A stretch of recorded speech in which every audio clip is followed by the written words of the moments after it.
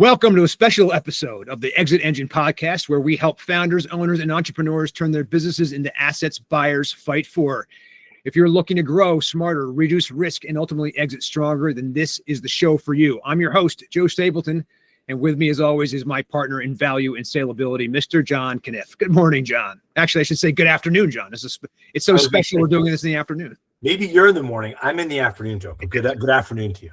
Exactly. John, this is a very special episode today because it's a little bit outside of our normal scope. And, obviously we're still very focused on giving founders the information they need to be able to exit, build a company and grow it to exit on their own terms. But there's obviously been, there's one topic that's kind of ubiquitous, right? That kind of cuts through every single topic and every single business, probably discipline.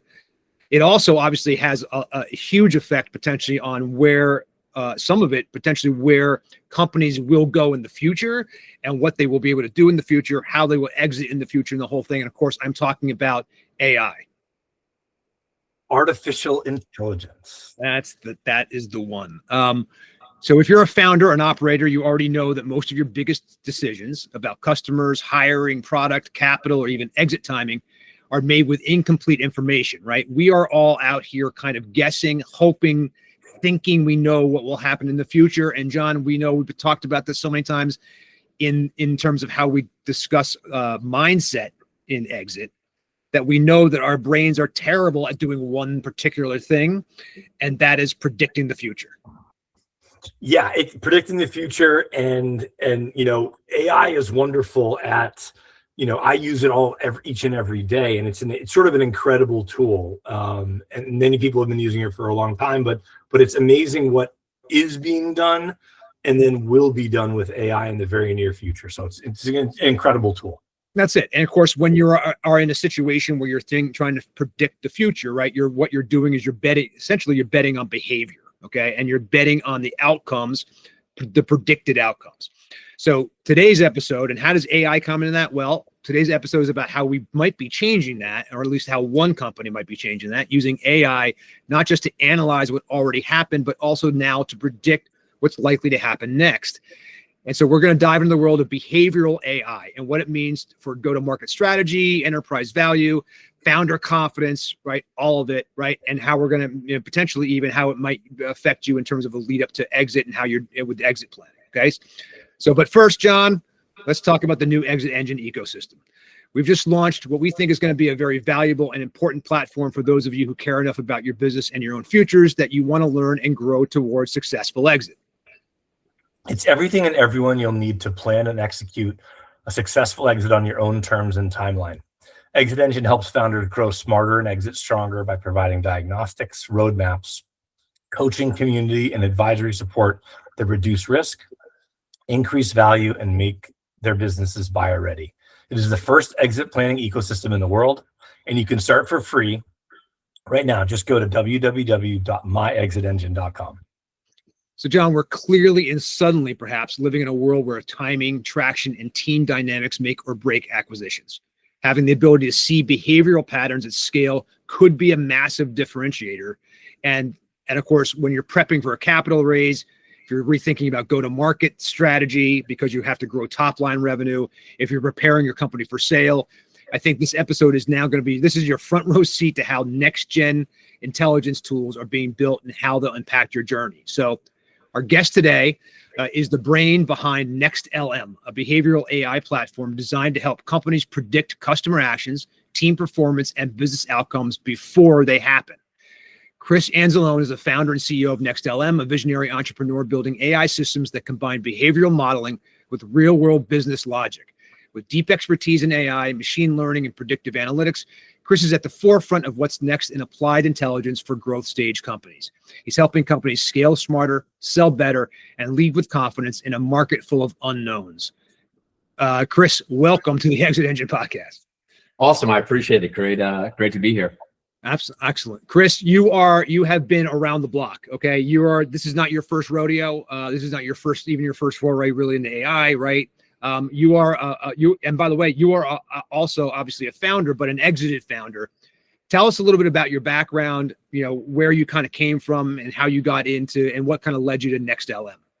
Yeah, so I guess I had a bit atypical of our founder background, or maybe it's more typical. I spent about a decade in finance. Started as a trader after business school. Wasn't really for me. It was fun, but I couldn't see myself doing it my entire career. And I ended up in capital formation. So most of my career entailed raising money from ultra high net worths, fund managers, and I became more focused on the human component of it than even the finance component, because ultimately it's a sales job. Yeah. Did it for about a decade and realized that it wasn't where I wanted to be for the next 10 years of my life. It required a tremendous amount of socializing and, sort of constantly out. And once you break 30, it's not as much fun as it is when you're in your 20s. It gets physically harder, frankly. Yeah, those recoveries get tough. So I took about a year, didn't know what I wanted to do, traveled a bit, and I ended up running into a buddy of mine from business school, as a matter of fact. And we hadn't seen each other in years. And I said, so, what are you doing now? What are you working on? And he told me he was running an email marketing agency. I was a little surprised. I mean, the guy, last time I talked to him, I think he was interning at McKinsey or BCG. And I said, you're running an email marketing agency? What happened? What's the story? Then he told me they were doing about 19 million a year and there was 5 of them. And all of a sudden it made sense. So it was the first time I'd ever been introduced to even the concept of go-to-market in the agency space. So I did a little bit of due diligence and I said, we'll get paid thousands of dollars and we just have to book the meeting. We're not responsible for closing. It was like unfathomable coming out of an industry where very much you eat what you kill. So we jumped in with both feet. We went 0 to 1 in 90 days. And the biggest reason was we had really, really tight sales processes and we were used to selling something much harder. I brought a buddy of mine from finance with me and we started building our organization. What I realized almost immediately is unlike financial sales that are very emotional, there are certain factors that drive people to make investments. When you're selling software, enterprise software, or selling to mid-market and enterprise companies, it's all about timing. The emotion is gone. It is, are they in a procurement cycle? Do they have a budget allocation? Is this something they're moving forward on? Because especially large companies, they're not agile enough to jump all over a new technology or a new product or a new service. So I started looking at, intent providers. That was the first thing I sort of came across, is these intent providers. And it was the first time I ever heard the term account-based marketing. Right. And immediately, and I think it's because I didn't come from the industry, my sort of antenna went up. And I'm like, wait a minute. Companies that have 200,000 employees are literally looking for everything at all times. Yes. They should trigger every single signal across the board. So it doesn't really matter that I know that IBM is looking for, cybersecurity, just to make up an example. They're literally looking for everything. Right. So I wanted to focus on the individual. And that's ultimately how I ended up here. But I knew that the answer had to be in data. Earlier in my career, I had taken a bit of a break and I was on a National Science Foundation grant that studied algorithmic bias in public policy. So I'm an MBA, but I have a heavy data background and AI and machine learning background. So instinctually, I sort of knew what was in the data. I just didn't know where to look. And I started realizing that there was a tremendous amount of data out there that you could just purchase. And I got my hands on 22 billion rows of data. It was website visits across 8,000 websites. And we were able to de-anonymize that and bring that back to the individuals. And I ended up hiring a machine learning scientist. He's now at Anthropic. They offered him a comp package at 26 years old that made me reconsider every decision I've ever made in my life. He was with me about a year and a half. He built the first model. But I said, what can we do with it? And he said, we need a source of truth. We need to know what conversion looks like. And while our organization was growing, we weren't growing fast enough to manage that size of data. So this is late 2021. So sort of pre-ChatGPT. Yep. I had reached out to a friend of a friend. I'm a big believer you sort of live and die by your network. You know, if I should be able to get anything I need within 2 steps, 3 steps max in my phone, or I'm not doing my job well as a founder or an executive. But I ended up getting in touch with the owner and founder of one of the big progressive dialers, you know, where it makes 5 calls at a time. Think Orem, those types of tools. And it was one of the big ones. And he loved the concept of what I wanted to do and said, sure, I'll give you access to all my data. I don't care. He gave us access to 180 million sales calls. Oh my God. With dispositions, with categories, with industries. And again, this was 2021. It was, no one that was thinking about training data or what any of these things mean. It was just a friendly gesture to another founder. Wild. Yeah. So we started testing that. And what we were able to do was determine this is what website behavior looks like when someone says, yeah, I'm not interested. This is what that person's behavior later looks like when that same person says, yeah, you know what, call me in a couple of weeks. And finally, this is what it looks like when they say, sure, I'd love to take a meeting. Now, we had 30 guys on the phone. So what we would do is we would basically test a set of data based on the behavior. We would see how it would do, and then we would back propagate it and try it again. And we were continually refining the machine learning output based upon the results. We ultimately built a technology and a system that allowed it to happen. We also brought in time series data for the first time. That's a notoriously hard problem to manage in AI. Yeah. Amazon actually just solved it about 6 months ago with Chronos, but prior to that, it was very challenging. And we built a trimodal architecture and started bringing time into it. So it was not how these signals looked in isolation, but what did they look like over a time series? Fast forward 3 years, that agency set over 10,000 meetings the last year, exited the agency, and had built a system that instead of processing 8,000 websites, to date now tracks behavior across 450,000 top-line domains, tens of millions of websites underneath them. It's about 1 trillion behavioral signals per month. So we're ingesting every day 35 billion rows of a website, an identifier, and an IP address that we then tie back to our system, ingest into our model, and predict who is about to make whatever decision or whatever move that they're going to make. Initially, we thought it was just for B2B SaaS. That's what we built it for.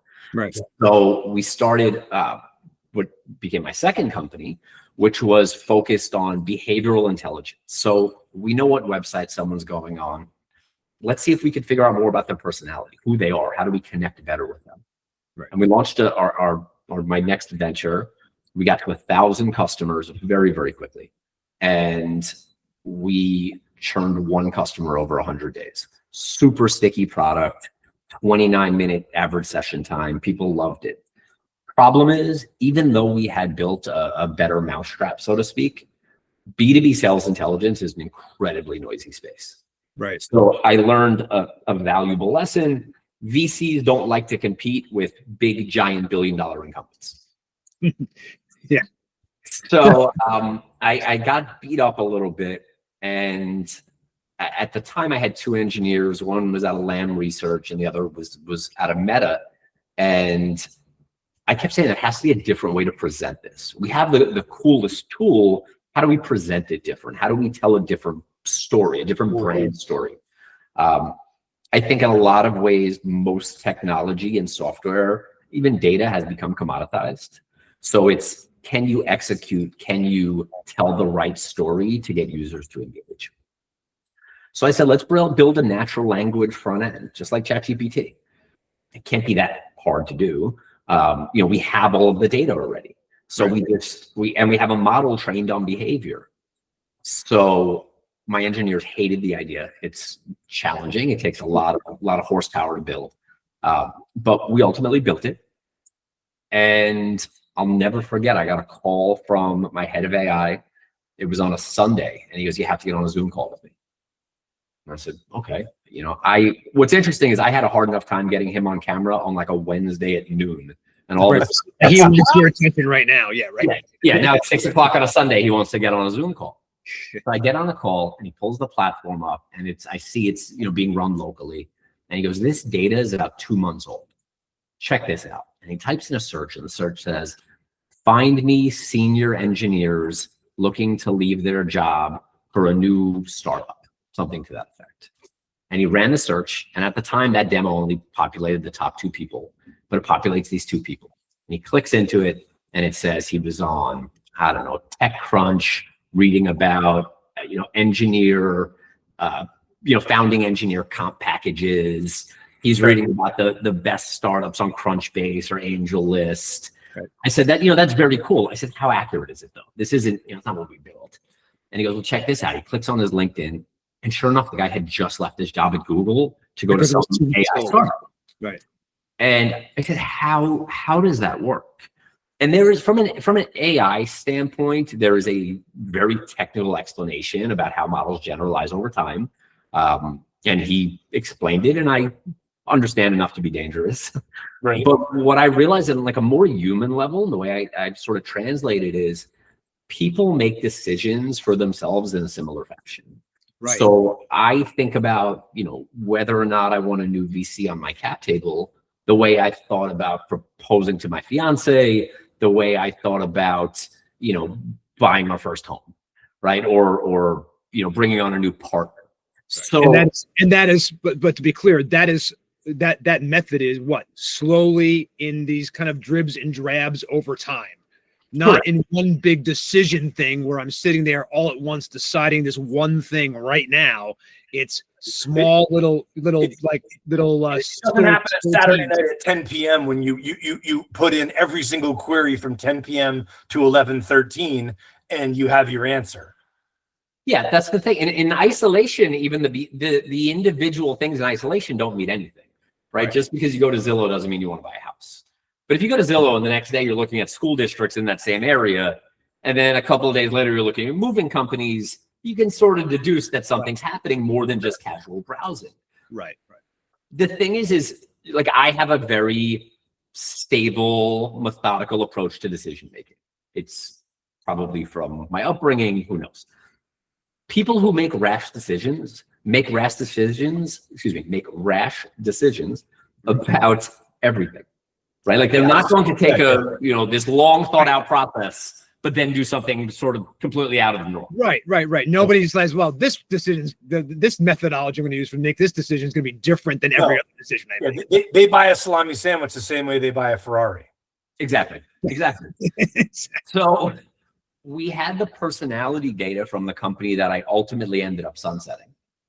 And now we had this ability to predict all kinds of behavior because we've had so many disparate outcomes that we were feeding back into the model over the 100 million hours that we had trained our AI models over 3 years.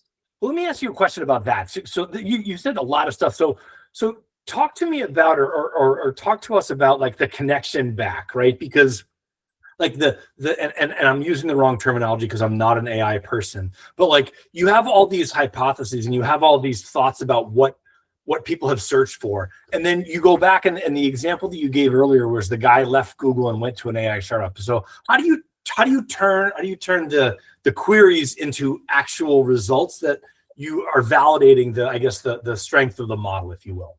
Yeah, so that's a great question. So when people say AI is just probabilities and just numbers, most people are like, okay, whatever that means. And what that actually in effect means is when you're training a model, you have your input, then you have your potential weighted factors, in this case, different websites that people are visiting, and then you have the outcome that you're expecting. And what the model will do is the model will run a combination of different variables.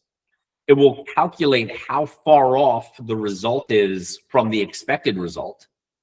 Then it will back propagate and do it again, trying to limit the loss amount. So trying to get the distance between the actual result and the predicted result closer and closer and closer. In other words, create a shorter path to the result based on the kind of iteration of these different kinds of basically possible outcomes. I mean, it's almost like you're taking, individual, timelines, right? That are all like these possible things that could happen, right? In terms of all this stuff. And then basically once you kind of figure out what's the best way for it to get to this end thing, you can work backwards and figure out, right, how to predict it moving forward, right? Does that make sense? Yeah, but with machine learning, you could do millions of iterations, at the same time. Right. And you could have, millions upon millions of stages and steps in the variables, as well as individual variables. So what we had that started all of this was by having 180 million sales calls where we knew on one end what the outcome was. Right. And on the beginning, we had that same person and we knew what all of their different behaviors were. We were able to predict these behaviors lead to this outcome. These behaviors lead to this outcome. And then we started optimizing to say, okay, how do we predict and repeat I want to take a meeting outcome? And ultimately, when we exited the agency, our lead to opportunity conversion. So if we booked a meeting for IBM or Oracle or one of our customers, the likelihood that would become an open op in their CRM was 72%. And it's because every person we were contacting, we were getting at that sweet spot where they're done with their research, but haven't reached out to the big incumbent yet, right? Oracle will always win because they're Oracle. And I know if I need certain things, that's who I'm going to go to. Right? People will associate certain solutions with certain companies and they win by default. You need to disrupt that pattern and engage with them prior to them reaching out to the company that they think in their head when they think of that problem. And by doing that, we were able to set really high quality meetings and a boatload of them. I mean, 10,000 meetings a year with 30 reps. But that's 72%. Chris, I mean, just to, look for all of our audience and the whole thing, obviously I have a huge marketing background. Okay. And so, we were all right. Our whole lives were like, how can we figure out and predict, what's going to happen in the future? I mean, it's been the thing that's been missing, frankly, from marketing, sales and marketing and the whole thing for forever. Right. And the human beings out there who are good at closing and the rock star sales guys, whether they know it or not, they probably have this kind of similar thing going on in their heads from their experience, right? They know what the signals are, they see what the stuff is, but their starting place is the same. The starting place is, let me get as many people into the top of the funnel as I possibly can, because I know that I'm only going to close or get 7% of them to end up right as taking a meeting or 7%. You're wildly successful, Joe. To your point, right? That's it. Exactly. But I have to go after 7 million people in order to get 70 into my funnel, right? And so that's why television media took off, right? It was the blasting. The only way to be able. It wasn't about prediction. It was about, you'll tell me if you're right because I hit you with my message, and you'll fall into my filter if it's right for you, right? And you happen to hit that serendipity, right? Like I think of real estate marketing where, if I could identify the sellers in, Oyster Bay, Long Island, of who's going to sell their property in the next 6 months. I did a project with this, 10 years ago with a bank, I'm not going to mention the name of it, but it was amazing how much information we could glean from their credit card. But that was sort of like, we were putting this together sort of on the fly. But it sounds like what you're saying is, Chris, if you have all that data about successful home purchases and that data purchasing information, you could put that into your model and get a much higher response rate or much higher hit rate to see if you predict this thing to happen, you're much likely, you want to go after this person because it's a level of efficiency that we have never even come close to. And I think that's really where it is, right? Not surprisingly, the head of the private client group at Compass Realty actually is on our advisory board. To date, 4 out of 5 of their top earners, these guys who do $300 million in sales a year, are on the platform because it's a very different approach. I think one of the reasons that all of these companies struggle to hit it out of the park with AI is that they try to use AI to improve their existing process. Whereas we said, the process is stupid. There has to be a better way. Let's just create a new process. Why am I sending out 10,000 emails to get down to the 100 that I want to talk to? Why don't I just spend, like, rather than send those 10,000 emails more, 100. Yeah. Why don't we just use the AI to filter down to the 100 that I want anyway? And I know I could pick up the phone and close 7 out of 10. And it's a very different mentality, I think. People often see the platform, they're like, all right, cool. How do I start emailing these people?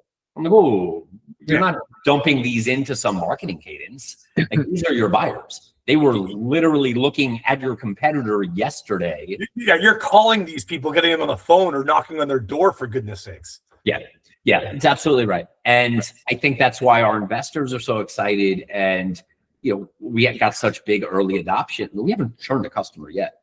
Again, in fairness, we're only in early access, so it's still limited. But we have people saying, how do I get this exclusivity? Real estate, everybody wants exclusivity, which let's do this right now for everybody. Chris, where do people, we're going to do this at the end too, we want to get this in the middle. Where do people go to access or to see more about it? I know you're an invite only, but what's the company's website? Yeah, so actually by the time this airs, we'll be fully wide open. It's nextlm.ai. You can sign up for free. You can run a couple of searches for free. And actually, we designed it so the free searches you will get are the full power of the app. It gives you everything. We have something called Deep Insights, which will actually show you the behavioral pattern. Are they increasing in frequency of engagement? Are they decreasing? And what we've really focused on is how do we translate that into somebody who's not, data centric, right? Somebody who doesn't study data all day long. A bunch of numbers and signals doesn't really mean anything. So we've worked really hard to translate it into not only here is your person, but here is why it's your person in a digestible way. Right. But actually recently added to that to make it actionable, DM scripts that are the specific language is optimized for each prospect based upon their behavior. So go ahead. Yeah. So, and forgive me if I know we talked about behavioral AI, but so when someone runs a search, like if you could just walk a person through someone who's doing a search and they're like, what is an optimal search if they're, they're looking for a certain set of customers, what is done from step 1 through step 10, step 10 being they have a meeting with them. If you could just walk through sort of what you want your users to do with NextLM, and then the sort of practical way they can go from step 1 to 10, if you will. I would say that the first step, and this is something that we are continually educating our users about, is get out of the mindset of audience building. You're not building an audience, right? If I'm selling a $10 million house, for instance, I don't care if the janitor wants to buy it. I just care if he could write the check. Right. And so we've been programmed to think about things through demographics, but ultimately we just want people that will buy. Hey, I'm Joe Stapleton. And I'm John Kniff. John, most founders put everything they have into building their businesses. Years of sweat, sacrifice, and problem solving. But when it comes time to exit, many are shocked to learn that what buyers value isn't what they thought. Here's the truth. Buyers don't pay for potential. They pay for proof.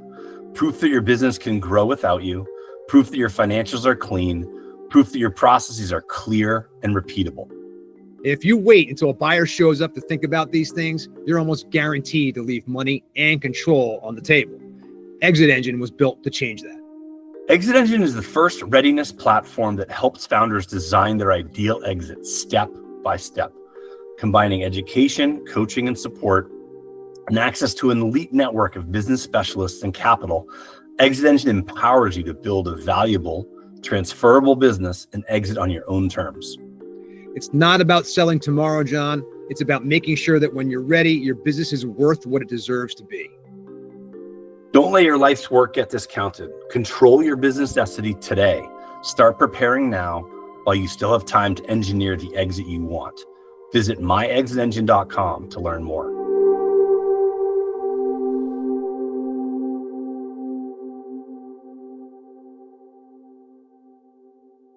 Sure. So we're focused on the behavior.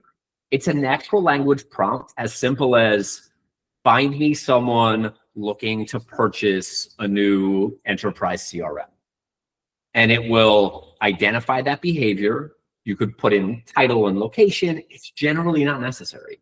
Real estate location matters, but most things it doesn't. If I'm a wealth advisor and I have $1 million minimum, find me people who can, who are looking for a wealth advisor who can handle $1 million minimum. And our model is smart enough to identify those people, and it will give you a list of 5 people. And with those 5 people, it will give you all the contact information. It will give you a breakdown of why we identified this person. Like, what behavior have we seen from them that makes us believe they're a good person for you to call? And we'll list the domains, the top 3 domains that they were on, how long they were on it, what the depth of their engagement is. If we pick up scroll speed in a lot of instances, so we can tell if someone's really engaged with something. So cool. Yeah, it's wild. Well, Chris, I want to step back just for a second, okay? Because again, we know this. We've talked about it before. We've seen the thing. So I want to slow down just a second, just like what John was doing. Because again, it's a matter of, for people listening to this, you're just kind of like, wait, what's going on here? So understand that what we're talking about, okay, is exactly what you think it is, which is the ability to know that a specific person has actually been out there looking for the service that you provide. Not necessarily about them going to your website and said that they want to be interested, which is what everybody is waiting for. Oh, I'll be out there and I'll, as you said, build audience. And when those people come and I get them to come down my funnel, then some of them will fall in and some of them will fall out, right? And I will take the ones that I think have raised their hand and said, yes, I'm interested.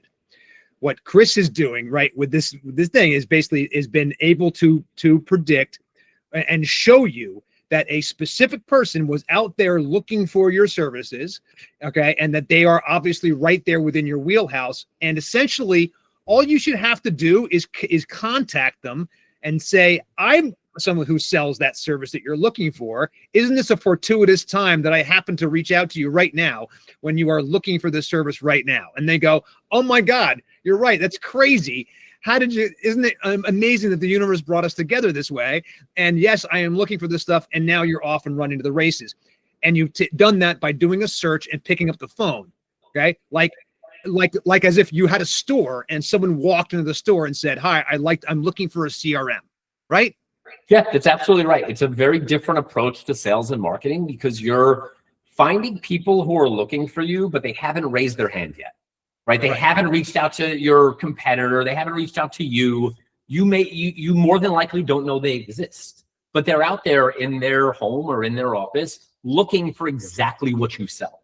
Yeah, and that can be that's the top of the funnel. Throw in 100 people. I get in touch with 30. 7 blow me off, and 2 people set the calls. That's a certain type of person that's been successful from the beginning of time until now with sales, right? The get everyone in, but what you're talking about is a more subtle sale, like, right? It's a subtler, a more subtle discussion with that prospect, right? Because they're a different type of prospect. They haven't maybe raised their hand for intent yet, saying I want to see a demo or attended a webinar. They're that pre-stage of that. So I would imagine that there's a lot of training opportunity for people to be trained on sort of what this new type of prospect is and how you should approach them.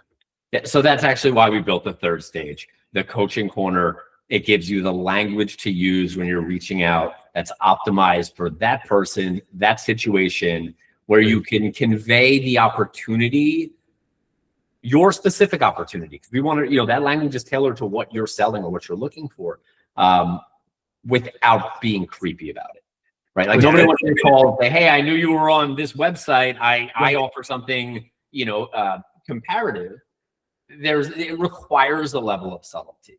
A lot of the thought behind this was, earlier in my career, everyone always had the magic lead. Oh, I have this list. It's the best list. You'll close 9 out of 10. They're all looking for you. The Glengarry leads. The Glengarry leads. Yeah. I got it in the first, guys, just so you know. You did. Listen, one of my partner refers to, these are the Glengarrys all the time. Brilliant guy. And 1,000%. And they were always sort of elusive.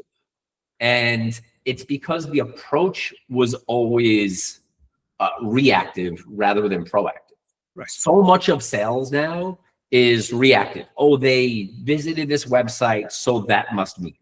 It's the difference between actual, deterministic intent versus implied intent. Right. And so many of these companies are shooting in the dark. Now they've taken intent and now it's being called signals. It's a rebrand of the same old data. Yeah. And again, and by the way, the signals are like, oh, the company, the signals are the company just, it has an upward trend of hiring employees. You're just like, well, that could be it. Like you said before, it could be anything. I mean, they're in the, like you said, and some companies are in the market for everything all the time. Well, so that's a signal for everything. Right. I put out a job rec on LinkedIn. I'm getting people trying to sell me everything from cybersecurity to a refrigerator for the office that we don't work out of. Right. Because hiring signals growth.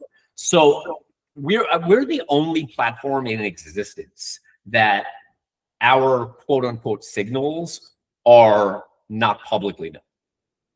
Right there, it's not something you could just, anything out there. I can figure out if a company's hiring. I can look at press releases. Yeah. I can look at if somebody's job changed. Right. We go a level deeper because we look at the individual and we look at the individual's behavior. It's very much a B2C approach to B2B sales. This stuff has existed in the B2C space. Yeah. Every time your phone's listening to you and you get some ad for something you were just talking about, a couple of hours later, is because these companies have been collecting this data for quite some time now. There's the famous story with Target where they sent baby formula coupons to a woman. She didn't know she was pregnant yet.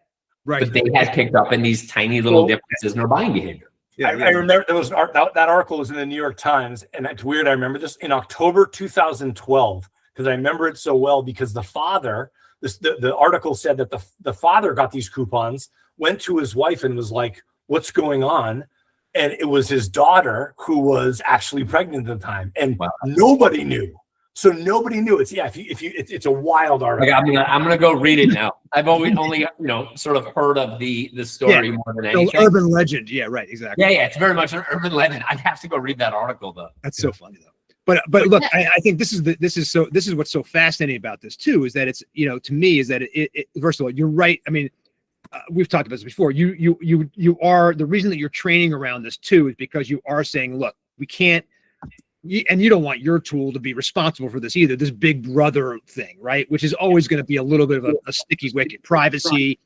And for those reasons, the reason that story exists is because it's a cautionary tale around all this. But I think we put a lot of safeguards in place in that regard. You can't look up a person. So you can't say, what's Joe Stapleton looking at? The biggest thing, I have a really funny story with that. We were sitting down with a very well-known VC, tier one of the big ones. And we were sitting with a managing partner. And I had two of my partners on a Zoom call, a couple of us in a conference room. And he said, what if we just put in a list of people and then we could say all the behaviors that it does? And my lead engineer says, that's sort of opening the door for like every creepy stalker in the world. And I'll never forget, for as long as I live, the MD turns and goes, yeah, but we'll make so much money. And I was like, yeah, thanks, but no thanks. Yeah, it was right out of Silicon Valley. It felt like I was living in a TV show. I couldn't believe it just happened. But yeah, we're entirely behavior first. So there's no real way to trick the system. You can't say, oh, find me the CEO of this company. If they're, there's no way to trick it. My fiance was actually the head of content moderation at TikTok for 5 years. So we have really, really tight content policies just about the way people utilize the tool. But yeah, we took a lot of pains to make sure that big brother feel didn't happen. So why we don't put the specific websites. We'll say they were on cars.com, but we won't say what, we won't give like the specific house that they were looking at, for instance, if they were on Zillow.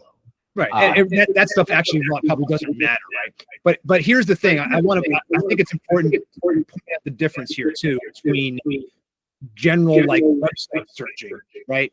Which again, we can use search to kind of predict right? You know, oh look, this might be somebody who might be in our neighborhood searching for us with their that's coming up, whatever. But it's the reverse, right?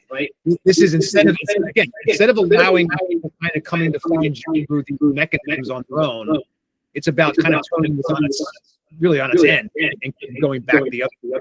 Yeah, we know they're looking to make purchases sometimes before they even know they're looking to make purchases. You know, and we look at each person and each set of behavior at an individual level. Websites are one piece of data that we're ingesting. You know, that's the thing that I think is sometimes challenging to convey, is that the websites aren't the results of our prediction. The websites are actually the embeddings. Those are the beginning of the process that leads us to predict that this person is the person you should speak to. We've seen a ton of success in fundraising because we could put in, you know, find me VCs in New York looking to invest in, you know, Series A AI companies. You know, we've used it for recruiting. We've used it for, you know, find me a senior engineer who wants to leave their big corporate job for a hot new startup. And you know, we brought on one of our most recent AI engineers that way. So the tool is really limited only by your imagination. One of the earliest sort of funny use cases that we had was one of our investors is, you know, getting married soon, and it said, find me an investor in New York planning on getting married. And it surfaced a couple of people. She didn't come up on the list. Believe it or not, there were, you know, several people in New York looking to get married. But one of the people, we were on a Zoom call, and one of the people came up, and my chief product officer, I said, what are you doing? He goes, I'm pulling her up on Instagram. He tracks her down on Instagram, and sure enough, there are the engagement photos, and there are all of these different data points. I can't tell you how many times I'm on calls with like either realtors in really specific areas. You know, I was on a call with one of the guys who leads Aspen. He's the #1 realtor in Aspen. So you can imagine he has a very particular clientele. But, you know, he ran a search and he goes, oh my God, I know that guy. Like I know that house. I've been trying to get him to, you know, pushing him to make something happen. I got to give him a call back. I haven't spoken to him in 6 months. So, you know, we've had so many sort of red balloon moments that verify the validity of everything that we built. It's been a wild ride. Dude, Chris, it's amazing. There's so many implications for this, right? And so many use cases and so many ways to kind of put this into practice and it's not just about sales. I mean, I know that this is right. I mean, I understand that this is right now kind of where the focus is because it makes sense. It's the first line of defense. It's the thing that people want. It's obviously such a change in the paradigm that it's literally the thing that everybody's been waiting for. I mean, you know, I can tell you specifically from my own cases. I mean, we sat there how many times. You know, I ran an marketing analytics company for a little while, and I can tell you that, you know, the predictive modeling we were doing was just a joke compared to this, right? I mean, a joke, and that was 10 years ago. You know, I mean, the fact that we can do this stuff now and that you can actually predict within to the person, right? I mean, that is just it. The whole thing is amazing, and the fact that it cuts out people like my wife on Zillow who are not buying a house. By the way, well, let me ask a question about that. But are looking at Zillow all the time and showing the right. And you're not wasting people like that because there are other signals that go in and other things that are going to be coordinated with it, not just about the one search activity or the one website activity. It's all of it together, right? Yeah, it's not an isolation, right? It's how do these things interact over time and space, you know? And I mentioned this earlier. One of the biggest mistakes I made with my first company that I ultimately exited was I made myself so central to the business. Right. I didn't put the right processes in place that would continue to run without me there. So there was this big question mark on variance without me and, you know, the rest of my leadership team. What would the business continue to do?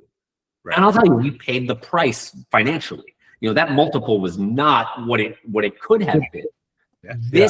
I think in a lot of ways, this tool allows you to build that repeatable, scalable process that makes revenue more, you know, more predictable, you know, makes the entire process more systematic. Right. Well, let me ask you a question, Chris. So what's next for NextLM, right? So walk us through, you said, you know, the site's going to be widely available soon. what do you predict? For use a prediction, what do you predict is next for NextLM to see? Where are you going to go in the future? To the extent that I don't want to give you to give things away, but where do you think this will go in 2026 and beyond? I think ultimately it becomes much more of an infrastructure piece. I think there's a lot of specialized tooling around a lot of different industries that this, like you mentioned, it has so many more use cases just beyond sales, right? There's a whole, if I want to know if my customers are going to churn, like there's a tool that could pretty easily be built around that. There's tons of things you could do if you laid this in with other HR tools. So I think we're going to see NextLM become more of an infrastructure piece that has all of these different vertical applications, where you have sort of individual scale with each one. Right. So it could be like, and I didn't use the wrong terms, but like almost like an API for artificial intelligence, if you will. So that's actually where we plan on getting to.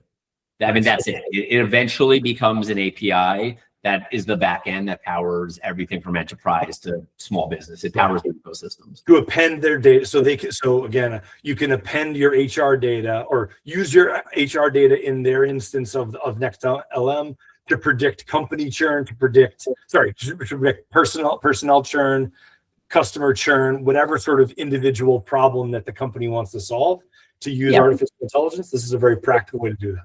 Yeah, we would just need to think about how to make sure it's never too big brother-y. I always want to be on the side of the good guys. Before I start giving it to HR companies to find out who's shopping other jobs. But I think there are literally infinite applications to it, because it's truly behavior agnostic. I ran some crazy searches when we were building the model just to see what the results were.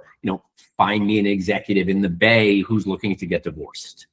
And you start finding people who are looking at asset management and asset protection. Now we've obviously blacklisted all kinds of things like that. Yeah. But, just to sort of test the limit of the model, we don't know where the edges are. We don't know how far we can push it. So it makes it a lot of fun to continue to develop. For my team, sorry about the puppy. For my team, it's a lot of fun because we're always thinking about new use cases. We're always thinking about ways to play with the technology and tweak the technology. We're learning so much from our users because, I think about prompting in a certain way. I've worked in the space for a while. You get to learn that people communicate with AI in very different ways. Yeah. And we get to adapt our technology, not just based on outcomes, but also based on those different ways people to engage. Who's using it, not just who you're trying to find, right? I mean, right. Yeah. So we built our own sort of core understanding of how sales and marketing works. Yeah, and it'll be so cool. Like when you start looking at those queries about people who are using it, how they're using it, the different use cases will, like the data that these users will put in the very near future will present so many opportunities for new business cases in 2026. It'll be eye-opening, I bet. It'll be cool. Yeah, I can't wait. It's been an awesome year, an awesome couple of years. Long hours. I was pulling 120-hour weeks at one point, but it's awesome to see the reception we're getting in the market, and it's not a surprise. I mean, I think that I speak for every sales and marketing person out there when I say thank you. It's been a long time coming. We've been trying to figure this stuff out and the whole thing, and to be able to get to this place now, I think it's obviously, I think one of the things here is that, we're going to have a follow-up on this, obviously, because I know there's going to be new stuff kind of happening and new ways of being able to use this, as we go, first of all. But second of all, look, there is a discussion to have around how this affects things moving forward, because obviously this changes the paradigm, right? Obviously it's a major shift. It not only gives us what we've all been wanting to have, but like you said, you got to train your brain around it to make sure that you don't start really pissing people off. Let's face it. And I think the other thing that comes up just as a question to be discussed is, when this thing is so out there and so like prevalent, and now everybody knows it's being used that way, there's no matter how many kind of like things you put around, how many guardrails you put around it from a thing, there's still, it's like the fact that the phones are listening to us in general, right? There's a whole thing there that's like, oh, I really don't want them to be doing that. You know what I mean? I'm not sure why I don't, but I guess I really don't. And anyway, all I'm saying is it still brings up a discussion about how this can be used and whether or not do I get a point where I get to opt out of stuff like this somehow because something is following me around no matter what, right? So we've built opt out. There's a very easy opt out to get out of our database. Everybody in it has gone through an informed consent process. We have like an 11-step compliance process. Yeah. But it's interesting. We've had a lot of these discussions internally, and one of the things that we keep coming back to is, have you ever used the internet in Europe, like in the EU? Yeah. You're looking for a restaurant and you're getting ads for a toaster oven. And it's so impersonal. I think instinctually people want relevance. Agreed. I would rather get called by one person selling me exactly what I want than 10 people selling me things that I don't. Yeah. And it ultimately improves the customer experience because you get rid of a lot of the noise when everyone's using it. It's no longer hiring equals every potential sales in the world. It's now, I need cybersecurity. So 3 cybersecurity guys are going to fight over this. It makes it much more about who can execute rather than the sort of luck of finding the person that happens to be your buyer because they meet your demographic criteria. Look, I mean, since the internet, and I was, my kids think I invented the internet, but the idea is that if I go back to, I've been working in the internet space, since 1996, right? I mean, I started one of the first divisions of an advertising agency to take on this whole digital marketing thing. We used to call it new media back then. But the idea was that, the 2 big promises of the internet in general, okay, way back then were one, the long tail, right? The ability to be able to have tiny little communities built around small, right. The niche kind of idea, right? I can build a community around these little interests because I can bring all kinds of people together through this technology when I used to have to just be local, right? So a long tail was always one thing, but the other thing that I always saw was the ability to be able to get people in line with what they really want. So instead of just getting ads after ad after ad, that's the annoying part. But if the ad is something useful and I'm looking at it and it's something I actually want, well, then it's not a nuisance. Yeah. No, that's absolutely right. I mean, I think that's that's sort of the relevance component of it. Right. It's allowing people to just be approached by people selling the things that they really want. And it makes the market more competitive. And as a seller or as a business owner, it levels the playing field. Right. You go up against these big companies and you lose 99 times out of 100 because everybody knows their name and they have a multi-million-dollar go-to-market strategy. They're in front of these people 24 hours a day. Whereas now you could level the playing field because you could pick up the phone and call them. I can send them right one before they're about to reach out. Message in it. Yeah, exactly. Yeah. It really becomes, how David beats Goliath. Yeah, it's awesome. Well, Chris Anzalone, thank you so much, man. This has been incredibly informative. I can't wait to get this thing, and we're obviously talking about ways in which we can get this in front of our community and all that stuff as well. So, so stay tuned, guys, for that stuff. Chris, if people want to find, let's do the website one more time, and people can reach out to you or however where can people find you if they want to. Yeah, absolutely. The website is NextLM.com. NextLM.com. You can email me directly, nextlm.ai.com. They all work. They all come back to us. Please send me an email directly. I love talking about what we built. Myself or someone on my team can definitely jump on a call, walk you through it. And look, we made it where our starting tier is $200 a month. This isn't a $30,000 a year contract. Right. And it could, by the way, it could be. Just FYI. I mean, I think in a lot of ways it could be, and I have people on my team who are actively pushing for that. But we wanted it accessible. We use technology to make it very, very cost effective, and we're seeing some really outsized results. So for the time being, at $200 a month, it changes a lot of aspects of a person's business.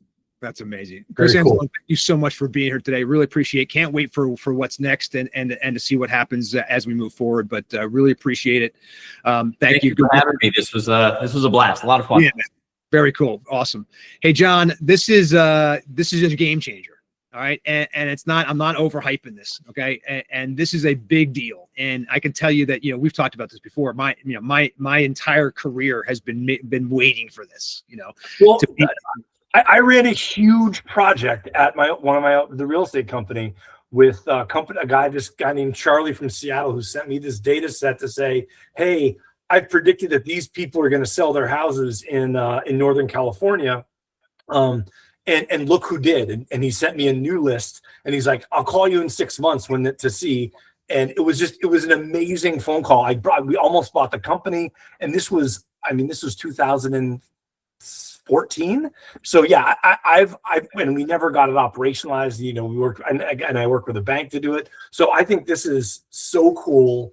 And it will truly revolutionize sales. And I think it'll make, just make decision making a lot easier and better for people. And as Chris said at the end, I think it'll really level the playing field. It is. It's a predictable. That's the thing that people need, and the application of this stuff, not just in sales but across the enterprise, for decision making of any kind, is where it's really going to show its value too. Right? It's. I think this is amazing stuff. I can't wait to be able to get it in front of our founders and all that stuff. Totally. Guys, thank you so much for listening to this podcast today, this special edition of the ExitEngine Podcast with Chris Anzalone from NextLM. We appreciate it. Would you please like and subscribe this podcast for us? Please share it with a business owner you love. If you have questions, you want to talk about your exit strategy or anything having to do with the growth of your company, you can email me directly at jo@myexitengine.com or at john@myexitengine.com. You can find us all over LinkedIn. You'll find us hanging out with Chris. You'll find all this stuff everywhere, all over the place. Look at it right now, guys. This is, you're in control of your own destiny, right? Take a look at this stuff and make sure that you are growing towards exit. Thanks so much. Have a great day. We will see you on the backside. See ya.